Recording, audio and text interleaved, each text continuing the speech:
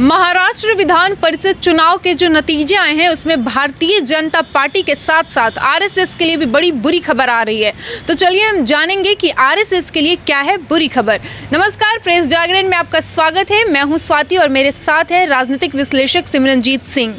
Sir, Maharashtra Vidhan Parishad चुनाव के जो नतीजे आए हैं उसमें भाजपा के साथ आरएसएस के लिए भी बड़ी बुरी खबर आ रही है, वो क्या है? देखिए, हम आपको पूरी खबर बताएं उसके पहले हम अपने दर्शकों को बता दें कि महाराष्ट्र में विधान परिषद चुनाव के लिए गिनती जारी है। नतीजे पूरी तरीके से अभी आए नहीं हैं, गिनती चल रही है। और 5 सीटों के लिए चुनाव हुए थे महाराष्ट्र में, जिनमें 3 शिक्षक निर्वाचन क्षेत्र थे और 2 स्नातक निर्वाचन क्षेत्र थे। पिछले दिनों जो घटनाक्रम हुआ आज से 6-7 महीने पहले महाराष्ट्र में, तो जहां वहां महाविकास आघाड़ी यानी कि यूपीए की सरकार चल रही थी, जिसका नेतृत्व शिवसेना कर रही थी, और कांग्रेस और एनसीपी इस सरकार में शामिल थी। लेकिन शिवसेना में टूट हुई और उसके बाद वहाँ पर एनडीए यानी कि भारतीय जनता पार्टी के गठबंधन की सरकार बन गई। लेकिन जो खबर आ रही है इन चुनाव नतीजों के लिए, हम आपको नतीजे बताएंगे, लेकिन आपको बता दें कि नागपुर से बीजेपी का बहुत बुरी तरह सफाया हुआ है। वो नागपुर जो राष्ट्रीय स्वयंसेवक संघ यानी आरएसएस का मुख्यालय है, वो नागपुर जहाँ से महाराष्ट्र के उप मुख्यमंत्री वर्तमान और पूर्व मुख्यमंत्री देवेंद्र फडणवीस आते हैं, वो नागपुर जहां से केंद्रीय मंत्री और बीजेपी के पूर्व राष्ट्रीय अध्यक्ष कद्दावर नेता नितिन गडकरी आते हैं, वहां से बड़ी बुरी हार हुई है भारतीय जनता पार्टी की। चुनाव नतीजे मैं बताऊंगा तो जो दर्शक हमें सुन रहे हैं वो भी आश्चर्य में पड़ जाएंगे कि आरएसएस के गढ़ में, नितिन गडकरी के गढ़ में, देवेंद्र फडणवीस के गढ़ में इतनी बुरी हार बीजेपी की हुई है और कांग्रेस की इतनी बड़ी और शानदार जीत हुई है जिसके बारे में कोई अनुमान भी नहीं लगा रहा था। हम आपको सारे नतीजे बताएं उसके पहले हम आपको बता दें कि 5 सीटों पर चुनाव हुए थे, जिनमें से 3 पर कांग्रेस और कांग्रेस गठबंधन आगे बढ़ती हुई दिखाई दे रही है। जीत लगभग तय है। 1 सीट निर्दलीय जीत रहा है और 1 सीट भारतीय जनता पार्टी जीत चुकी है। तो हम सबसे पहले आपको नागपुर के बारे में बता दें, फिर से बता दें, वो नागपुर जो आरएसएस का हेडक्वार्टर है, वो नागपुर जहां से केंद्रीय मंत्री नितिन गडकरी आते हैं, वो नागपुर जहां से देवेंद्र फडणवीस आते हैं।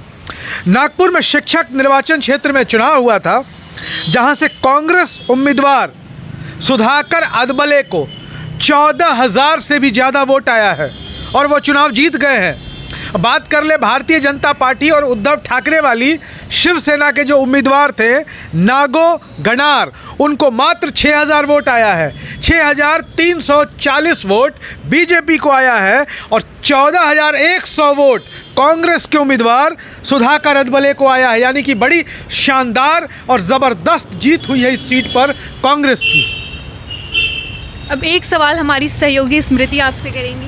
सर, ये तो हो गया नागपुर की बात। अब हम जानना चाहेंगे कि महाराष्ट्र के क्या मतलब पूरे महाराष्ट्र के क्या नतीजे रहे, आप ये जानना चाहती हैं तो हम आपको बताते हैं कि 5 सीटों पर चुनाव हुए थे और इन 5 सीटों में से 2 पर कांग्रेस अकेले जीत गई है, 1 पर जो है कांग्रेस गठबंधन के उम्मीदवार यानी कि एनसीपी आगे चल रही है, 1 पर निर्दलीय उम्मीदवार आगे चल रहे हैं और 1 सीट बीजेपी जीत गई है। वो कौन कौन सी सीटें हम आपको बता देते हैं।